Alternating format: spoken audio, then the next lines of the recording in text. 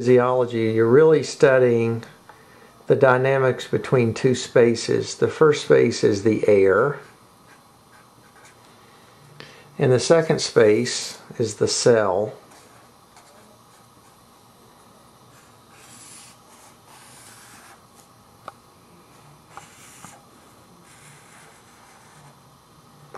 What we're going to do is take gases out of the air and somehow get them into the cell, and gases from the cell back into the air.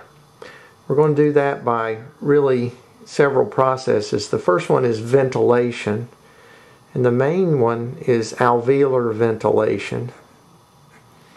And alveolar ventilation is the movement of air in and out of the alveolar spaces, because it's only there that the gas can be exchanged between the alveoli and the blood. So if we know alveolar ventilation, we can predict the alveolar, the P capital A CO2, the alveolar CO2. And that relationship is an inverse relationship. And by that I mean that as alveolar ventilation increases, the alveolar CO2 levels decrease. Then from there, we know that the alveolar CO2 will determine, in large part, the alveolar O2, the P capital A O2. That also is an inverse relationship.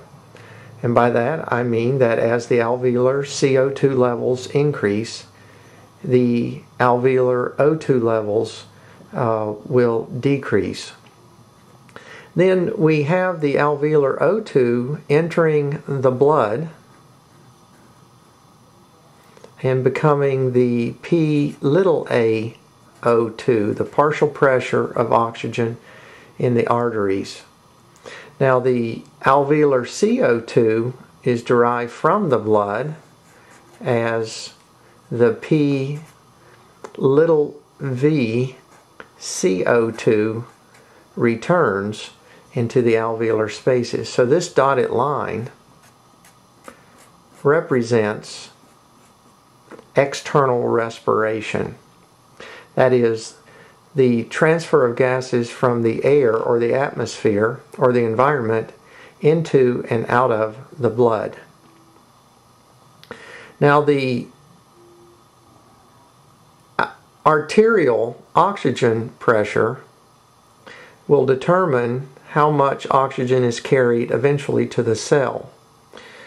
The partial pressure of arterial oxygen will determine how much oxygen is dissolved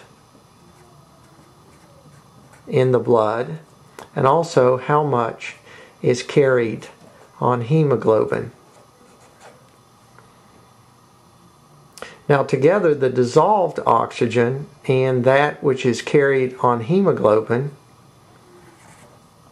will be that which is carried in the arterial blood, the symbol CaO2. That's the oxygen carried in the blood. Now that which is carried in the blood will be delivered. So we have oxygen delivery to the capillaries,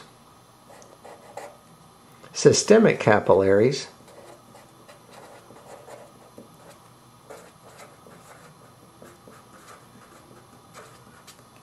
and then from the systemic capillaries the oxygen will enter the cell. Likewise, CO2 is being produced in the cell by cellular respiration.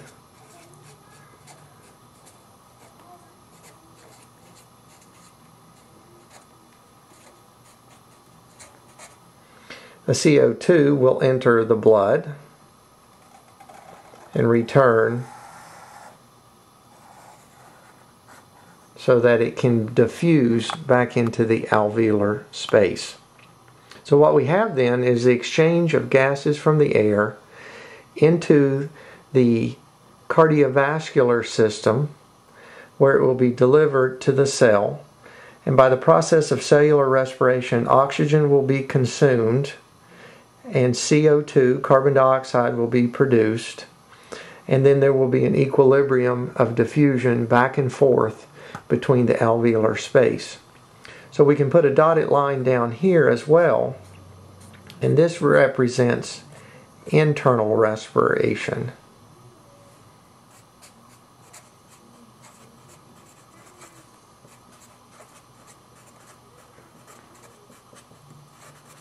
Whereas the dotted line between the alveolar space and the blood was external respiration.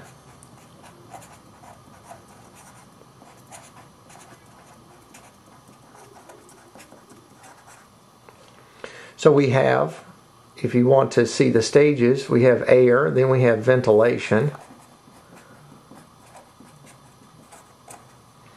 External respiration, where the gases equilibrate across the alveolus and the blood. Then we have the carrying of the gases, or the transport of oxygen and CO2. Then we have the diffusion of the gases in and out of the systemic capillaries into the interstitial space in the cell, and that's internal respiration, where the gases ultimately are consumed and produced in cellular respiration inside the cell. I might add one or two other things to this.